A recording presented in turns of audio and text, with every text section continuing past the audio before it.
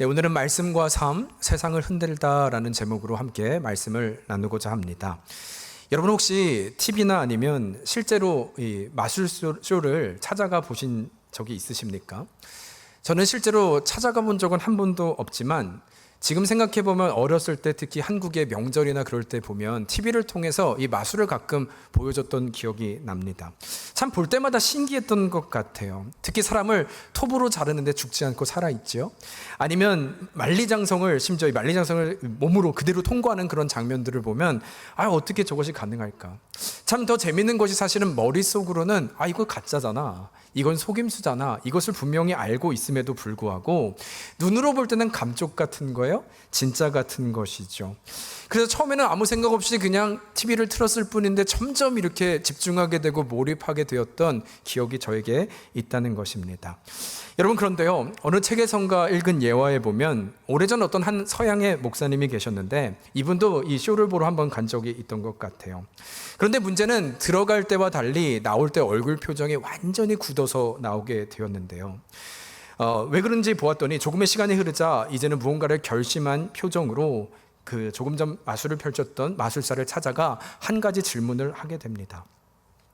저는 사실 어느 교회를 섬기고 있는 목사라는 거예요. 그런데 오늘 너무나 충격을 받은 것은 나는 진리를 선포하고 당신은 속임수를 펼치는데 사람들은 내가 진리를 선포함에도 반응이 없는 반대로 이 모든 속임수 앞에서 오히려 사람들은 열광을 하더라는 것입니다.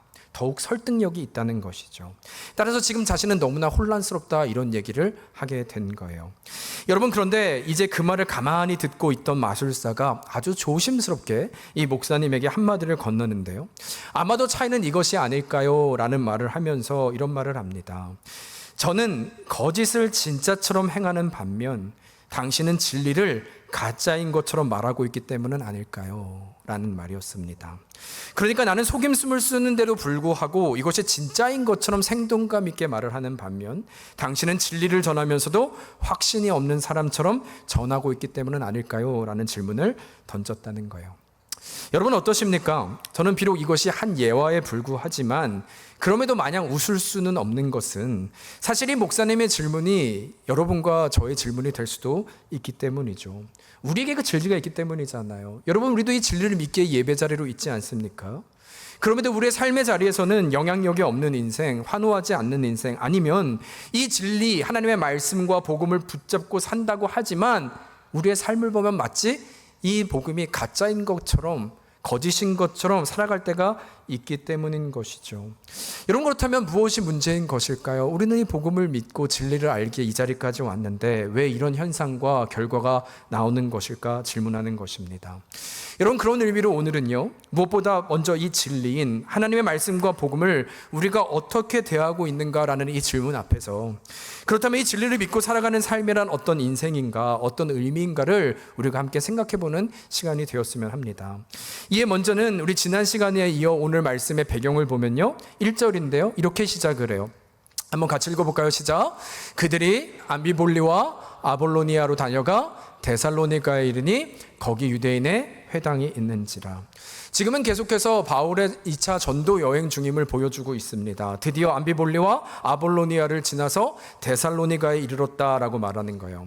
여러분, 그런데 지금 이 1절을 보면 이 바울의 전도 여행, 앞으로도 보겠지만 바울의 전도 여행에 하게 될 때 독특한 패턴이 있거든요. 두 가지 패턴인데 그것을 발견할 수 있는 한 단어가 등장을 합니다. 그 첫 번째는 뭐냐면 그는 항상 도시를 방문할 때마다 가장 먼저 들렸던 곳이 회당이었다는 거예요. 지금도 그렇죠? 가자마자 회당에 들렸다 얘기하는 것입니다. 그런데 여기서 회당이라고 하는 것은 그곳에서는 하나님의 말씀을 누구나 선포할 수 있는 것이거든요. 근데 바울은 여기서 그렇다면 무엇을 선포했냐라고 할 때 예수님에 대해서 나눴겠죠. 그로 인해 앞으로 가는 곳곳마다 이 유대인들과 논쟁을 벌이고 반박이 일어나고 오히려 이것이 계기가 되어서 박해까지 일어나는 이 시발점이 되는 곳, 이것이 바로 회당이었음을 저희는 기억해야 한다는 거예요. 이것이 그런데 첫 번째 패턴이라면, 모든 상황에서 일어나는 패턴이라면 두 번째는 어떤 일이냐? 그럼에도 불구하고 이런 패턴 가운데 박해가 일어나고 쉽지 않은 상황이 있다 할지라도 바울 사도는 또 쉬지 않고 일어나 담대히 회당으로 들어가 복음을 전하고 있다라는 것입니다. 여러분, 이는 마치 조금 제가 말씀을 시작하면서 나눴던 마술사 앞에 있던 그 목사님이요, 아니면 우리의 모습과 너무나 상반된 모습이지 않습니까? 같은 진리를 믿고 있는데 누구는 이 박해와 핍박 앞에서 다시 일어나 회당의 자리로 가는 선포의 사람이 있는 것. 결코 소극적이 아니라 능동적인 모습으로, 또 확신 없는 진리가 아니라 논쟁과 박해 앞에서도 조금도 두려워하지 않고 앞을 향해 나아간 무언가 다른 인생임을 보게 한다는 것이죠. 여러분, 그렇다면 같은 진리를 믿는데 무엇이 다른 것일까요? 무엇 때문이었을까요? 아니면 바울에게는 이 하나님의 말씀, 복음을 믿는다는 것이 어떤 의미고 어떤 능력이었기에 일어난 상황에서도 굴하지 않고 또 일어나 나아갈 수 있었던 것일까요? 여러분, 이에 먼저 우리에게 주는 메시지는요, 진리를 붙드는 믿음이란 하나님의 말씀만으로도 충분함을 믿는 인생이라는 것입니다. 그러니까 말씀이 전부가 되는 인생이 이 진리를 믿는 인생이라는 거예요. 그래서 실제로 2절과 3절을 보면 이것이 무엇이 의미하는지를 보게 되는데요. 2절 제가 읽을게요. 바울의 관례대로 그들에게로 들어가서 새 안식일에 성경을 가지고 강론하며, 같이 읽을까요? 시작. 뜻을 풀어 그리스도가 해를 받고 죽은 자 가운데서 다시 살아나야 할 것을 증언하고 이르되 내가 너에게 전하는 이 예수가 곧 그리스도나 하니. 여러분, 지금 보면 바울은 말씀드린 대로 지금 데살로니가에 가자마자 회당에 들어가게 되었고, 이제 새 안식일이라고 하는 것은 3번의 안식일을 거쳤다는 거예요. 그러니까 우리로 생각하면 한 3주 정도의 시간을 가진 것이죠. 그런데 그 3주 동안 그는 뭘 했느냐, 회당에 들어가서 뭘 했느냐 하면 지금 3가지를 말해요. 첫 번째는 성경을 가지고 강론했다 말을 하고, 두 번째는 이 성경을 강론한 것을 뜻을 풀어 그것이 어떤 의미인지를 설명했다고 말을 하고, 세 번째는 이제 그리스도가, 이 강론의 의미, 메시아가 바로 그리스도인데 그가 죽으시고 부활하신 것에 나는 증거다, 증인이다 라고 말했다는 거예요. 3주 동안 이것을 반복해서 말했던 것을 의미하고 있습니다. 그러니까 여기서 말하는 성경은요, 구약 성경을 얘기하겠죠. 여러분, 구약 성경을 보면 메시아에 대한 수많은 예언이 있거든요. 유대인들은 그 메시지를 너무 잘 알고 있었습니다. 그것에 대해서 강론을 하는 거예요. 너희들이 이 말씀 기억하냐? 그리고 이제는 그 뜻을 풀어 헤치는 겁니다. 그것은, 이 메시아는 바로 예수 그리스도를 말하는 거야. 그 대상이 바로 우리 주님이심을 정확히 그는 풀어 해석시킨 것이죠. 그리고 세 번째는 이에 내가 죽으시고 부활하신 예수님의 증인임을 선포하고 있는 것. 이것을 3주간 계속해서 반복했다고요. 여러분, 그런데 제가 지금 말씀드리면서 강조하고 있는 것을 보면 이 모든 과정이요, 이 강론의 시작과 끝 3주 동안 반복한 것을 보면 바울의 어떤 사상이나 철학을 가르친 것이 아니라 이 복음은 얼마나 투박해요. 이것이 전부잖아요. 그럼에도 불구하고 3주간 내내 이 지겨울 정도로 사람들에게 논쟁과 또 반박이 있을지라도 이 복음 자체, 하나님의 말씀만을 선포하고 있다는 것을 저희는 기억해야 된다는 거예요. 여러분, 이것이 의미하는 것은 바울은 정말 믿은 것이죠. 하나님의 말씀만이 정말로 살았고 운동력 있는 우리가 붙든 진리라는 것. 이 복음을 전하고 우리가 살아가는데 충분함을 그는 믿고 있었기에 끊임없이 그 상황에서도 투박한 이 복음을 전하고 있었다는 것입니다. 여러분, 놀라운 것은 정말 이 복음의 능력이 있습니까? 믿으십니까? 네, 이 투박한 복음, 이 말씀, 우리의 생각과 철학이 아니라. 그래서 4절부터 보면은요, 이렇게 얘기를 해요. 경건한 헬라인의 큰 무리와 적지 않은 귀부인들도 주를 믿게 되었다. 놀라운 하나님의 역사를 보게 된 거예요. 아니면 지난 시간도 기억하십니까? 빌립보라고 하는 회당도 없던 그곳에 기도하기 위해서 회당이 없어서 강가로 갔던 바울 사도가 루디아를 만나요. 그러자 그가 말씀을 듣고 믿게 되어 그곳에 첫 번째 교회가 세워지게 되었죠. 아니면 여러분, 점을 치던 어린아이 여종 기억하십니까? 그도 예수 그리스도의 복음과 말씀이 선포되자 그를 사로잡고 있던 모든 쇠사슬이 끊어지고 참 자유의 인생을 찾지 않았냐는 거예요. 정말 이 하나님의 말씀이, 이 말씀을 통한 예수의 복음이 전부임을 성경은 증명하고 있다는 것입니다. 여러분, 그런데 이것이 우리에게 어떤 메시지가 있냐고 할 때 이것은 바울 사도의 목회 철학을 말하는 것이 아니라 여러분과, 하나님을 믿고 있는 여러분과 저에게도 동일한 메시지를 주고 있다는 것을 저희는 기억해야 한다는 거예요. 왜냐하면 여러분, 마태복음 7장에 보면 7장은 예수님의 산상수훈의 말씀이에요. 산상수훈이라고 하는 것은 이 제자들에게 또 여러분과 저에게 주는 예수님이 직접 하신 설교를 하는 것입니다. 너희는 이렇게 살아야 한다, 이래야만 한다라고 하는 설교가 바로 산상수훈 내용이거든요. 근데 이 7장 6절에 보면 우리가 잘 아는 말씀이 나와요. 한번 같이 읽어볼까요? 7장 6절입니다. 시작. 거룩한 것을 개에게 주지 말며 너희 진주를 돼지 앞에 던지지 말라. 여기까지요. 여기까지. 거룩한 것을 개에게 주지 말며 너의 진주를 돼지 앞에 던지지 말라.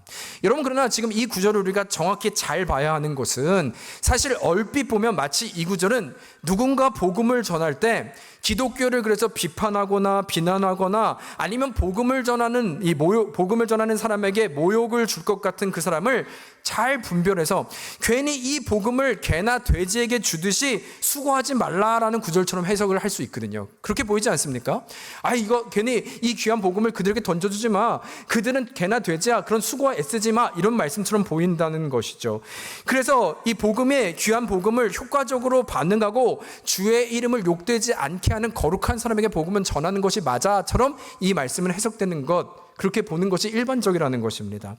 여러분, 그러나 여기서 다시 이 말씀을 살펴보면 실제로 그렇게 해석하기에는 많은 무리수가 있거든요. 왜냐하면 첫 번째는, 만일 이런 해석이 맞다면 여러분, 우리는 복음을 전하면서 가장 먼저 해야 되는 건 뭐예요? 이 복음을 잘 들을 수 있는 대상과 듣지 못하는 사람을 분별할 수 있는 능력이 우리에게 있어야 돼요. 저 사람은 이 복음을 잘 받아줄 거야, 저 사람은 복음을 말해도 듣지 않을 거야, 개나 돼지처럼 들을 거야 라는 분별력이 있어야지만 이 논리가 성립되지 않습니까? 그런데 여러분, 우리에게 그 능력이 있나요? 여러분, 딱 보면 알겠어요? 저 사람은, 그러면 여러분 집으로 가셔야죠. 여기가 아니라, 저 사람은 내가 딱 보니까 믿을 것 같은데, 저 사람은 딱 보니까 안 믿을 것 같아. 여러분, 제가 청소년 사역을 오래 했는데 아니요, 그렇지 않던데요. 이 친구 참 잘 자랄 것 같은데, 열심히 신앙생활 할 것 같은데, 그런 친구는 오히려 어디 갔는지 모르겠고요. 껄렁껄렁하고 얘는 정말 와서 문제만 일으킬 것 같고, 여러분, 그런 친구들이 신실한 그리스도인들이 되어 있던데요. 이것은 무엇을 의미합니까? 우리의 눈을 믿을 수 있습니까? 이것을 분별할 수 있는 사람이 있냐는 거예요. 고로 이것은 가능하지 않다는 것이죠. 그런가 하면 두 번째로, 여러분, 그렇다면 복음은 누구에게 전해야 되는 것일까요? 만약 이런 해석이 가능하다면 복음은 부정적으로 반응하는 사람들에게는 전하면 안 되는 거잖아요. 이것을 분별하여 개나 돼지에게 주지 말라고 하는 것은 이것을 받지 못한 사람들, 부정적인 사람들에게는 결코 복음은 전해져서는 안 되는 말하는 거지 않습니까? 받을 사람에게만 택하여 준다. 여러분, 그렇다면 지금 바울 사도는 잘못하고 있는 거죠. 유대인들, 회당에 들어가면 다 유대인이고 논쟁이고 박해를 당하고 핍박을 당하는데 왜 그들에게 가서 굳이 전하고 있는 것입니까? 오늘 본문은 맞지 않다는 거예요. 그저 복음을 잘 들을 것 같은 사람에게만 전하는 것이 맞다는 것이죠. 여러분, 그러나 그것이 지상명령, 땅끝까지 이르러내 증인이 되라 말씀하신 그 주님의 명령 앞에 맞는 것인가? 질문하면 너무나 분명하죠. 그렇지 않다라는 것입니다.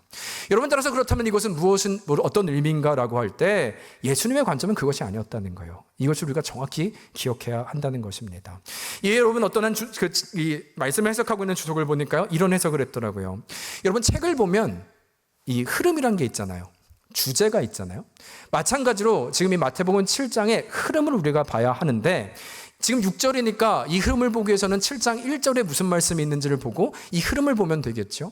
7장 1절도 우리가 보면 잘 아는 말씀입니다. 이 말씀이에요. 너희가 비판을 받지 아니하려거든 비판하지 말라. 너무나 잘 알죠. 비판하지 말라고는 비판하지 말라. 또 이어서는 어떤 말씀을 하면, 이것도 잘 알려진 말씀이에요.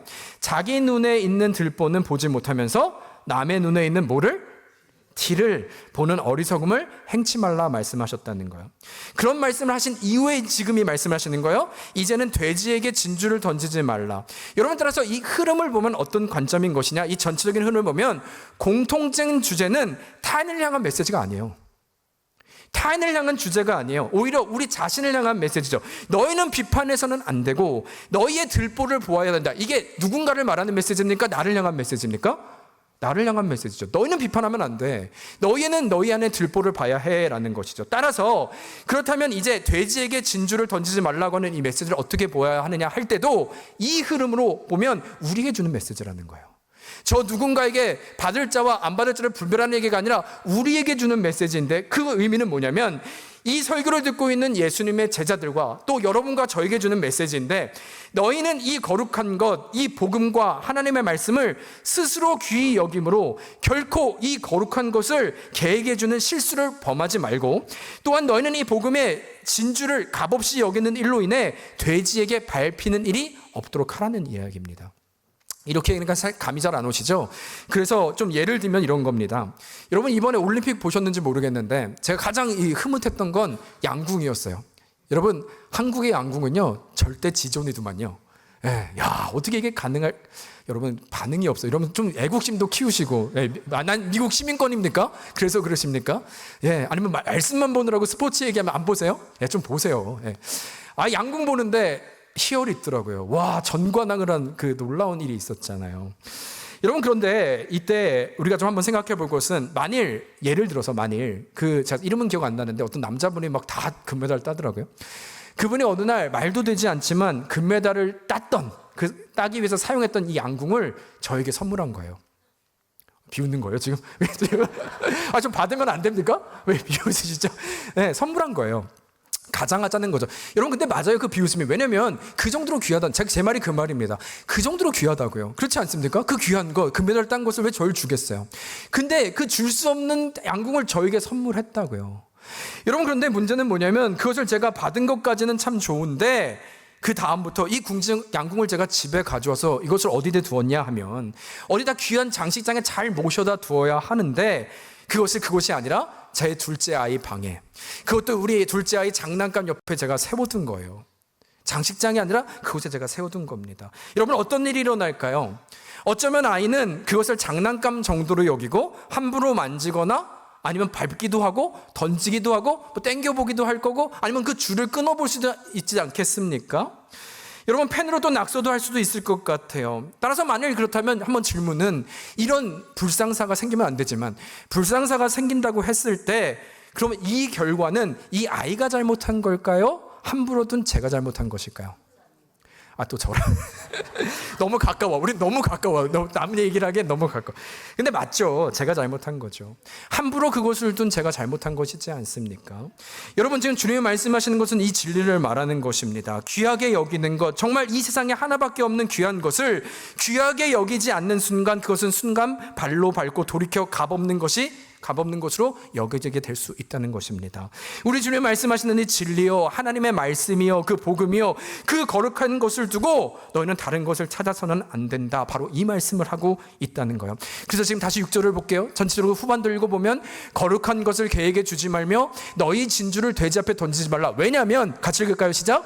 그들이 그것을 발로 밟고 돌이켜 너희를 찢어 상하게 할까 염려하라. 무엇을 염려하라고요? 너희가 하나님의 말씀, 그 복음을 귀하게 여기지 않아 오히려 그것이 세상으로 발에 밟히고 찢겨 상하게 되는 것을 염려하라고요.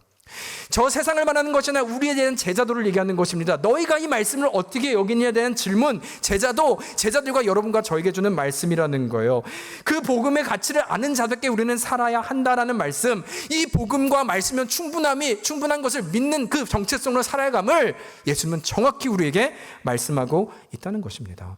여러분, 따라서 지금 등장하고 있는 사도 바울이요, 지금 그가 회당에 들어가 딱딱한 복음을 강론하고 3주간 똑같은 말씀을 해석하고 예수 그리스도 이름을 선포하고 있는 것은, 어쩌면 내가 이 말씀을 하면 주문을 외우듯이 역사가 일어날 것을 알았기에 주문을 외우듯이 한 것이 아니라, 또 내가 아는 것이 이것밖에 없기 때문에 한 것은 더더욱 아니겠죠. 그러나 그 이유는 한 가지 아니겠습니까? 이 복음이 그 어떤 것보다, 이 하나님의 말씀이면 충분하다고 하는 그 확신과, 살았고 운동연의 말씀이면 역사가 일어난다고 하는 그 하나님의 말씀에 대한 확신이 이것으로 충분하다고 하는 그 믿음의 고백 위에 선포되고 있었다는 것이죠. 하나님의 말씀 결코 또한 함부로 대할 것이 아니라, 나는 그것을 존귀히 여겨 나의 세상과 철학과 내 이론을 가르치는 것이 아니라, 이 주의 말씀이 그 어떤 것보다 귀한 것을 알기에 우리의 영혼에게, 그들에게 선포해야 되는 것을 그는 분명히 알아 지금 이 말씀의 충분함을 전하고 있었다는 것입니다. 여러분, 이것은 신앙의 고백이에요. 이런 말씀을 붙드는 것은 신앙의 고백이에요. 아멘 할 때까지 이런 말씀의 고백은 신앙의 고백인 줄 믿습니다. 네, 이거예요. 여러분, 교회는 그런 것입니다. 따라서 여러분, 그런 의미로 이 땅에 좀 교회를 보면서 여러분과 제가 해야 될 것은, 교회를 욕하는 것이 아니라 여러분, 기도해야 돼요. 여러분, 기도해야 됩니다. 여러분, 수많은 학자들이 이 유럽 교회를 보면서 많은 교회가 쇠퇴했잖아요. 이때 동의하는 한 가지가 있어요. 유럽 교회가 왜 이 모양이 되었는가, 이 지경까지 되었는가라고 할 때 딱 한 가지 이유는, 모든 사람이 공통적으로 말하는 것은 더 이상 말씀의 권위가 사라졌기 때문입니다. 유럽의 교회가 무너지기 시작한 것은 말씀의 권위가 사라지기 시작했기 때문이라는 거예요. 더 이상 강단에서조차 말씀이 아니라 어떤 인간의 사상과 철학과 도덕적인 윤리와 어떤 그런 이슈들, 심지어 정체기가 강단에서 흘러가기 시작하는 순간 교회의 정체성과 예배와 성경의 권위와 말씀이 다 무너지고 교회는 쇠퇴하기 시작했다는 것을 저희는 기억해야 한다는 것입니다. 여러분, 그러나 오해하지 말 것은 저는 지금 다른 교회를 비난하고 싶은 마음은 조금도 없어요. 그런 말씀을 드리는 것이 아닙니다. 그러나 그럼에도 불구하고 참된 그리스도인을 한다면, 우리의 정체성을 한다면 바로 이 하나님의 말씀, 그 권위를 기억하는 거예요. 이 진리를 붙드는 인생에서 모든 것이 시작되어야 한다는 것입니다. 따라서 교회는 이 말씀 때문에 씨름하고 진리로 나아가야 되는 것, 그것이 우리의 정체성을 말아 놓칠 수 없는 그 자리로 나아가는 것, 이것이 여러분과 저의 고백이 되기를 주의 이름으로 축원합니다. 여러분, 그래서 기도해야 된다고요. 그래서 이 땅을 위해서 기도해야 된다고요. 아니, 저희 교회를 위해서도 기도해야 된다고요. 여러분, 특별히 저희 교회를 위해서 기도할 때, 저도 이 설교를 할 때 이 씨름을 많이 합니다. 여러분, 제가 말씀을 전할 때 웬만하면 다른 예를 안 갖고 들어와요. 성경 안에서 해석하려고, 성경 안에서 예를 들려고 노력을 많이 합니다. 씨름을 합니다. 저도 믿기 때문이에요. 여러분, 저희 교회는 아까 소그룹도 했지만 저희는 다 발렌티어 시스템입니다. 제가 소그룹 들어가고 강요한 적이 없어요. 이유는 한 가지입니다. 각자가 하나님이 주신 마음으로 초대교회가 그렇게 살아냈으니까, 성경이 그것을 얘기하고 있으니까. 여러분, 저는 말씀 갖고 씨름하는 이유가 단 한 가지예요. 무슨 이 말씀밖에 몰라서가 아니라 이 말씀이 정말 살았고 운동형이 있음을 저도 믿기 때문입니다. 이것으로 충분하다고 믿기 때문입니다. 그래서 이것을 실험하고 있는 거예요. 여러분, 바라기는 이것이 기도하고 우리가 살아있는 이 제가 말씀을 통하고 또 여러분이 듣는 우리가 정말 이 진리와 정체성을 갖기 시작할 때, 저는 이 시간 도전하고 싶은 건 우리 교회가 말씀이 전부가 되는 교회가 됐으면 좋겠어요. 말씀이 살아있는 교회가 됐으면 좋겠습니다. 그래서 이제는 이 살아있는 말씀만 전해지는 강단이 되게 하여 주시고 기도해 주셔야죠. 또 말씀이 전부가 되어 전하는 저뿐 아니라 듣는 우리 모두 다가 어떤 철학이나 어떤 이론이나 사상을 우리가 믿고 사는 존재가 아니라, 그럼에도 하나님의 말씀이 충분하다, 하나님의 말씀이 진리를 모든 이들이 알아 말씀 때문에 영원히 살아가는 역사, 이 말씀 때문에 기도할 때 정말 하나님이 우리를 회복하시는 그 역사 바라볼 뿐만 아니라 고백되기를 소망하고, 또한 이 거룩한 말씀이 우리에게 존귀한 것이 되어 개나 돼지에게 던져주는 인생이 아니라 우리의 존귀한 말씀 때문에 이 말씀을 중심에 품고 살아가는 것, 그런 온전한 교회가 되는 것, 여러분, 이것이 하나님이 기억하시는 교회라면 기도해 줄 뿐만 아니라 그렇게 살아내는 여러분과 제가 되기를 주의 이름으로 축복합니다. 이것이 승리하는 교회예요. 여러분, 이것이 하나님의 교회입니다. 이것이 거룩한 자리입니다. 우리는 거기서 양보할 수 없는 거예요. 그러나 우리가 그 이름 붙들고 나아갈 때 하나님은 우리로 이 땅에 빛과 소금으로 살아가게 하실 줄 믿습니다. 여러분, 그런가 하면 두 번째로, 동시에 이 진리를 붙드는 삶이란 무엇인가라고 할 때, 이제는 이 말씀이 실제가 되는 인생이다라는 것입니다. 말씀이 실제가 되는 인생. 여러분, 5절과 7절까지 한번 볼까요? 제가 5, 6절 읽을게요. 그러나 유대인들은 시기하여 저자의 어떤 불량한 사람들을 데리고 때를 지어 성을 소동하게 하여 야손의 집에 침입하여 그들을 백성에게 끌어내려고 찾았으나 발견하지 못하매 야손과 및 형제들을 끌고 읍장들 앞에 가서 소리질러 이르되 천하를 어지럽게 하던 이 사람들이 여기도 이름에, 같이 읽을까요? 시작. 야손이 그들을 맞아들였도다. 다른 임금 곧 예수라 하는 이가 있다 하더이다. 여러분, 이제는 말씀드린 대로 회당에서 이것을 선포하자 유대인들이 가만히 있지 않죠. 우리가 보는 패턴이지 않습니까? 성경을 강론하고 풀어 해석하고 선포하자 어둠의 권세인 것이죠. 가만히 있지 않는 것이죠. 심지어 지금은 오늘 저희가 읽은 것에 보면 이 불량배들, 조폭들을 지금 세대로 말하는 건 불러온 거죠. 그래서 지금 바울을 찾아 헤매고 믿는 자들을 핍박하고 있는, 겁박하고 있는 상황인 것입니다. 그런데 7절을 보면 참 재미있는 표현을 하는데요. 지금 이 박해하는 이들이 바울과 믿는 그리스도인들을 어떻게 표현하고 있냐면, 저들은 가이사가 아니라 다른 임금 곧 예수라는 이를 이에 통치를 받고 있다, 그들을 믿는 자들이라 라고 지금 선포를 하고 있다는 거예요. 여러분, 다시 말하면 이들도 알고 있었다는 것이죠. 이들도 보았다는 거예요. 뭐를요? 조금 전 바울의 고백은 우리는 그리스도가 전부입니다. 우리가 이 자리에 사는 것은 죽으시고 부활하신 메시아 그분을 믿고 사는 것입니다. 그런데 그 믿음으로 살아갔던 모습을 이들도 본 거예요. 그러니까 그들의 입에서 저들은 이 세상 가이사가 아니라 예수 그리스도의 통치를 받고 사는 사람들입니다 라고 보았다는 것이죠. 이 말은 그들이 살아냈다는 거예요. 그들은 말씀으로 말씀이 실제가 되어 살아냈던 증인으로 증명의 삶을 살아냈음을 성경이 기록하고 있다는 것이죠. 여러분, 이는 마치 우리가 계속해서 반복하지만 참된 그리스도인은 누구냐고 할 때 사도행전 1장 8절이요. 오직 성령이 너에게 임하시면 예루살렘과 온 유대와 사마리아와 땅까지를 뭐가 되라고요? 증인되라고요. 증인. 바로 그 증인, 증인이란 목에 칼이 들어와도 내가 본 것을 부인할 수 없는 거잖아요. 예수 그리스도 나를 부르시고 죽으시고 부활하시고 날 만나주심을 부인할 수 없는 그 결정, 그 증인의 삶을 살아가는 존재, 그들이 바로 그 자리에 나아갔음을 말하고 있는 것입니다. 여러분, 이렇게 말하면 사실 좀 저희가 실감이 나지 않는데요. 그래서 조금 더 구체적으로 그 당시에 이 사람들이 믿음이 실제가 되어 살아간다는 것이 어떤 의미인가 조금 더 말씀드리면, 현재 상황입니다. 여러분, 그 당시 현실로 보면요, 초대교회인 이 사람들이 여러분과 저처럼 복음을 쉽게 전하는 것이 가능한 시대였는가라고 할 때 아니었다는 거예요. 모든 사람이 그렇지는 못했습니다. 왜냐하면 사실 바울처럼 이런 사명과 사역으로 부르심을 받은, 그래서 순회를 도는 사람들도 있었지만, 그 중에 믿는 또 대다수의 많은 사람들은 실제로 노예 신분을 가진 사람들도 있었다는 것이죠. 그 노예였지만 그리스도인이 된 사람들도 있었다는 것입니다. 여러분, 그렇다면 한번 이런 상상할 수 있지 않겠습니까? 이 노예가 다른 사람을 찾아가 전도하는 것이 가능했을까요? 이 노예가 주인을 찾아가서 예수님을 믿으라고 복음을 전하는 것이 여러분 가능했을까요? 여러분, 그러면 어떤 일이 일어날까요? 죽는 것 아니겠습니까? 여러분, 그 당시 아무리 생각해봐도 이것은 현실로 불가능한 이유는, 또한 그 당시 노예라고 하면 그냥 아무 가치가 없는 존재예요. 여러분, 노예는 그냥 재산의 일부분입니다. 내가 죽여도 내 재산 하나를 제거한 것이 그 당시의 통념이었다는 거예요. 그래서 그 당시 노예라 하면 아무 가치도 없고 물건 취급을 받았던 이들, 그래서 주인이 그냥 아무 이유 없이 때려도 가만히 있어야 되는 이들, 자기 편리를 위해서 무자비하게 일을 시키면서도 아무런 가책을 느끼지 않고 그렇게 살아도 됐던 이들이 바로 노예였다는 거예요. 여러분, 따라서 현실적으로 보면 이들에게 하나님은 단지 패배자의 하나님, 현실이요, 달라진 게 없잖아요. 패배자의 하나님처럼 보일 수밖에 없고, 아니면 무슨 전도가 이 상황에서 될 수 있겠냐 질문할 때 불가능한 것이 현실이었다는 것입니다. 여러분, 그런데 이런 현실 가운데 갑자기 놀라운 일들이 생기는 거예요. 이전과 똑같이 주인들은 때리고 괴롭히고 힘들게 하는데 이들이 달라지는 겁니다.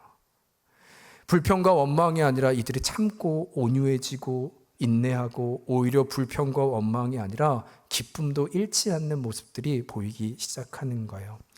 그러자 놀라운 것은 주변의 사람들이 묻기 시작합니다. 내가 너를 아는데, 내가 너가 노예인 것을 아는데, 아니 저들은 도대체 무엇이기에 저렇게 다른 것일까? 저들은 도대체 무엇을 소망하기에 기쁠 수 있는 것일까?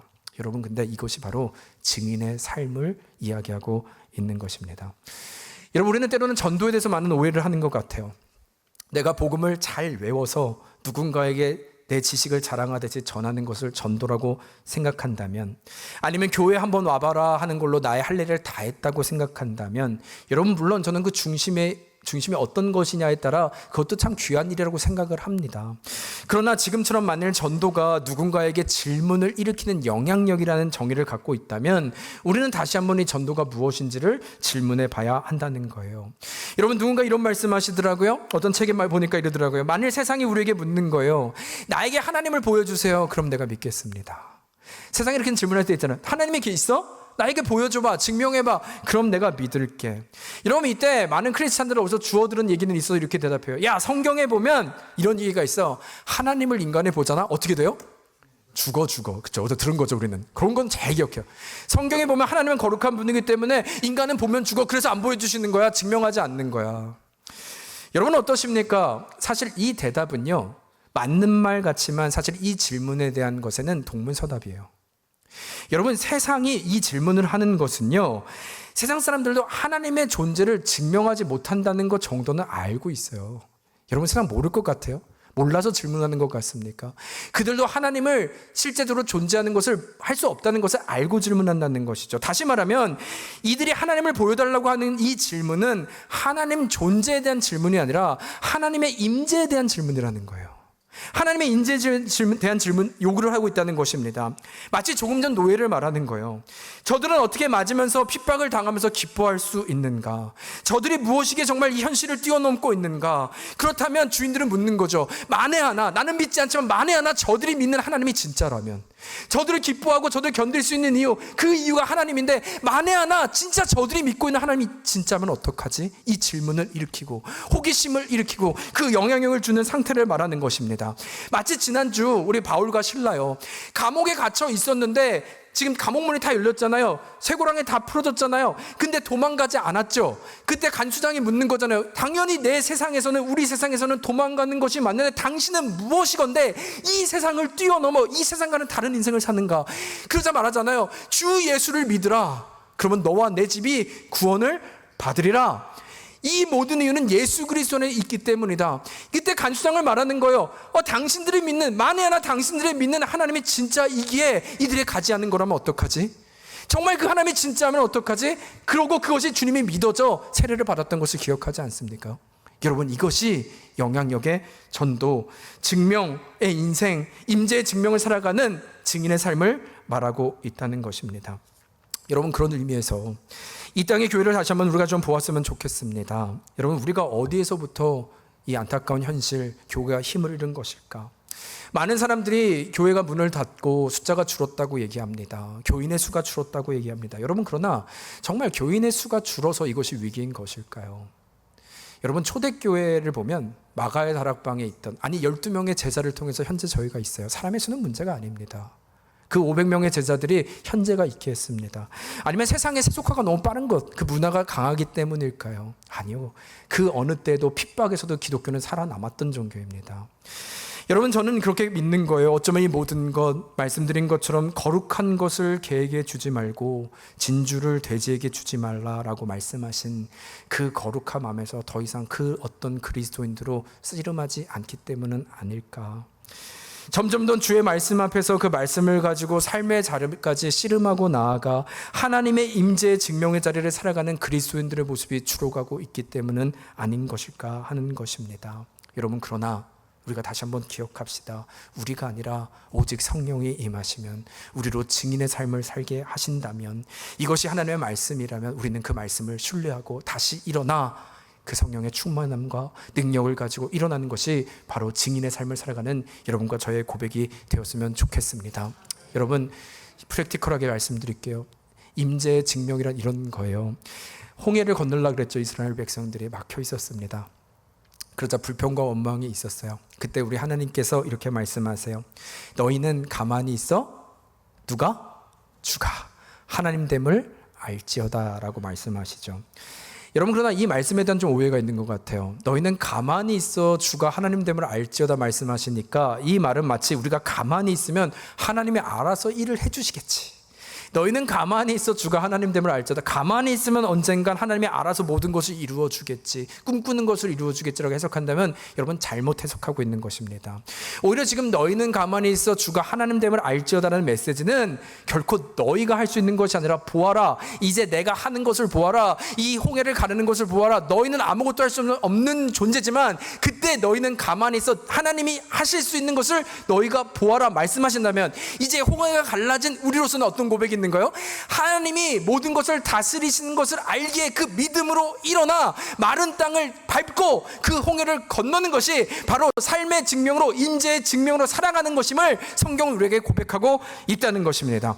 주저앉아 있던 우리들에게, 보이지 않는 우리들에게, 그러나 너희는 가만히 있어 주가 하나님됨을 알지어다. 내가 그 하나님을 보았다면 이제 다시 일어나 세상과는 다른 자리에서, 아니 산이 아니라 다시 내려가 세상으로 들어가 빛과 소금으로 살아가기로 결정하고 그 하나님의 이름으로 내가 감당해야 될 것들을 증명하며 임재의 증명으로 살아가는 것. 그 하나님이 나와 함께 하신다. 그럼에도 목자가 되신다. 주가 나의 힘이 되시고 능력이 되신다를 믿어 구름기둥과 불기둥을 의지하며 오늘을 살아가는 것이 바로 임재의 증명으로 살아가는 우리들의 자리임을 말하고 있다는 것입니다. 여러분, 따라서 제가 수요 예배 때 이런 얘기를 나눴어요. 여러분, 고난은 고난 자체가 문제가 아니에요. 고난은 고난 자체가 문제가 아닌 것은 우리가 무엇으로 채워지느냐의 문제라는 거예요. 여러분, 홍해를 건넌 다음에 만난 것은 광야입니다. 40년이었습니다. 그러나 그 광야가 썩은 물 마라로 채워졌을 때는 불평과 원망과 또 다시 돌이키고자 하는 것이었지만, 그것이 아니라 저 옆에 보이는 불기둥과 구름기둥, 또 우리 딸을 따라 오시는 만나를 묵상하기 시작할 때 가만히 있어 하나님, 저가 하나님됨을 보게 하는 역사가 있을 때 그것은 교회가 된 줄로 믿습니다. 그것은 더 이상 불신앙이 아니라, 그것은 더 이상 광야가 아니라 내가 오늘을 임재의 증명으로 살아나게 하는 축복의 땅이 될 수 있었다는 것입니다. 여러분, 이것이 우리의 고난의 해석이 되는 거예요. 내가 어떤 해석을 갖고 사느냐에 따라서 모든 것이 달라지는 것입니다. 여러분, 말씀을 마칩니다. 여러분 믿으십니까? 거룩한 말씀, 주의 말씀이면 충분한 줄 믿습니다. 이것이 그리스도인이에요. 이걸 믿는 거예요. 우리는 사상이나 이론이나 철학을 믿는 자들이 아닙니다. 말씀이 오늘 나를 변화시켰고, 말씀이 나를 오늘을 살게 하는 하나님의 약속이기에 능력이 될 뿐만 아니라, 나는 이곳에서, 이 강단에서, 제가 이것이 고백이라면 여러분도 이 말씀 앞에서 씨름하고 그 안에서 나누고 승리하는 것, 이것이 우리의 부르심을 기억해야 됩니다. 두 번째는 이 충분한 말씀이 전부가 되어 삶으로 증명하는 여러분과 제가 되기를, 그 증인으로 살아 승리하는 여러분과 제가 되기를 주의 이름으로 축원합니다. 여러분들 한 주가 지나서 돌아왔을 때 살아냈습니다. 주의 은혜로 살아냈습니다. 너희는 가만히 있어 주가 하나님됨을 알지어다. 우리에게 주신 말씀이라면 그 하나님 보아 마른 땅 밟았습니다. 광야 걸었습니다. 보이지 않지만, 여전히 보이지 않지만 또 만나를 의지하며 오늘을 살아갔습니다. 이 신앙의 고백이 나누어지는 놀라운 베델의 성도님들 되시기를 주의 이름으로 축원합니다. 여러분, 우리 그런 마음으로 함께 찬양할까요?